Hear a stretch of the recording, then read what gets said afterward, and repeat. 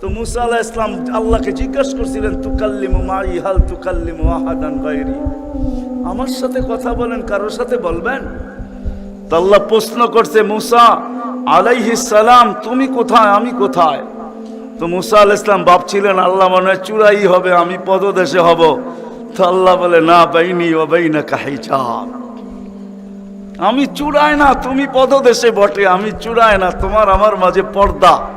তো বলছে কত পর্দা? বলে ৭০ আলফা হিজাব, ৭০,০০০ পর্দা, আনা ওয়ারা আল হিজাব, আমি পর্দার ওই পারে, তুমি এই পারে। বলছে প্রত্যেক পর্দা মোটা কত?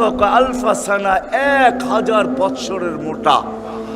কিন্তু মুসা কান পাইতা, শোনো আলাইহিস সালাম, সাতাতি উম্মাতুন, এক উম্মত আসবে, এরা আমার সাথে কথা বলবে, ফালা হিজাবা বাইনি ওয়া বাইনাহুম, আমার মাঝে এদের মাঝে কোনো পর্দা থাকবে না।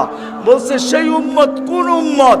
বলে উম্মতু মুহাম্মদ, উম্মতু আহমদ, মুহাম্মদ সাল্লাল্লাহু আলাইহি ওয়াসাল্লামের উম্মত। বলে কথা কখন বলবে? বলে ইযহুম ইয়াসজুদুন, যখন তারা সেজদায় যাবে। এই জন্য আরেক হাদিসে আছে, ইদা সাজাদাল আবদ ইরতাফাল হিজাব বাইনাহু ওয়া বাইনার রহমান, বান্দা বান্দি যখন সেজদায় যায় তো আল্লাহ বলে ইরফা হিজাব বাইনি ওয়া বাইনা আবদি, সরা পর্দা আমার বান্দা বান্দির মাঝখান থেকে, পর্দা সরা। ফেরেশতারা জিজ্ঞেস করে কেন? কয় ইদান ইউনাজি আবদি, আমার বন্ধুর উম্মত কথা বলবে, সরা পর্দা সরা। হায়, আমি কেন বলবো না? আব্দুল কাদের জিলানী কেন লিখবে না? আর আমি বা কেন বলবো না? আব্দুল কাদের জিলানী লেখছে তাই আমি বলতেছি, আব্দুল কাদের জিলানী কেন লিখবে না? আর আমি বা কেন বলবো না? ও যুবক, তোমার মতো হতভাগা কেউ নাই।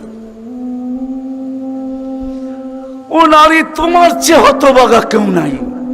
ও পুরুষ, তোমার চেয়ে হতভাগা কেউ নাই। কপাল পোড়া কেউ নাই। তোমার মতো নিকৃষ্ট কেউ নাই। তোমার মতো নিমক হারাম কেউ নাই। তুমি আল্লাহর যৌবন নিয়ে ঘোরো, আর আল্লাহ ডাকে তুমি আসো না, আসো না। আল্লাহ ডাকে আল্লাহ। হায় হায়, দুনিয়া দিয়া বুঝাইতে চাইতেছি, দুনিয়া আমার আলোচনার বিষয় না। প্রত্যেক দেশেই কিছু ব্যক্তিত্ব থাকে, ইচ্ছা করলেই এদের সাথে সাক্ষাৎ করা যায় না, সিরিয়াল নিতে হয়, সিরিয়াল মতে সাক্ষাৎ করতে হয়। প্রত্যেক দেশেই কিছু ব্যক্তিত্ব থাকে। আমাদের দেশে যেরকম প্রধানমন্ত্রী আছে, রাষ্ট্রপতি আছে, ইচ্ছা করলেই আপনি সাক্ষাৎ করতে পারবেন না, আপনাকে সিস্টেমে যায় সাক্ষাৎ করতে হবে। দুনিয়ার সামান্য একজন পদস্থ ব্যক্তির জন্য যদি, দুনিয়ার একজন পদস্থ ব্যক্তি, তাকে সাক্ষাৎ করার জন্য যদি সিস্টেমে যাইতে হয়, ও যুবক রাগ হয়েও না, তোমার পায়ে হাত রাখি, তোমার পায়ে হাত রাখি, তোমার যৌবনের উপরে লানত।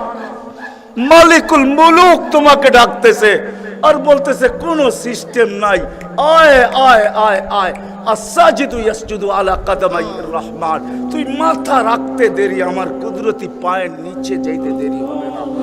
মাথা আমার কুদরতি পায়ে রাখবি, তুই সেজদায় যাবি, তোর থেকে আমি পর্দা সরাইতে দেরি করব না। যদিও আজ পর্যন্ত আমি কাউকে যতজনের সাথে সাক্ষাৎ দিছি বা কথা বলছি ওরা আল হিজাব, শুধু একমাত্র তোর নবী আছে, তোর নবী আছে, মুহাম্মদুর রাসূলুল্লাহ আছে, যে আমার বন্ধু, তাকে সাক্ষাৎ দিছি তো কাবা কাউসাইনি আও আদনা ফাদানা ফাতাদাল্লা ফাআওহা ইলা আবদিহি মা আওহা, সমস্ত পর্দাকে সরায়া বন্ধুকে পাশে বসায় দর্শন দিছি। তুই তারই উম্মত, তোকেও দর্শন দিতে চাই, কোনো পর্দা রাখতে চাই না। পায়ে হাত রাখা বলি, একটু ভাবেন। ওয়াজ তো রাফি বিন মনির সাহেবই করে গেছে, ওরা আমার আগে যারা করছে তারাও করছে, আর আমি দীর্ঘ রাত পর্যন্ত কথা বলায় অভ্যস্ত না। কেন আমাকে বেশি রাত্রে বসাবেন তো আমার আইসি ওপেন করতে করতে অনেক সময় চলে যাবে, কেননা আমার আইসি এক সময় রাত্রে বন্ধ হয়ে যায়, এটা বন্ধ হয়ে যায়, তারপর আর ওপেন হয় না।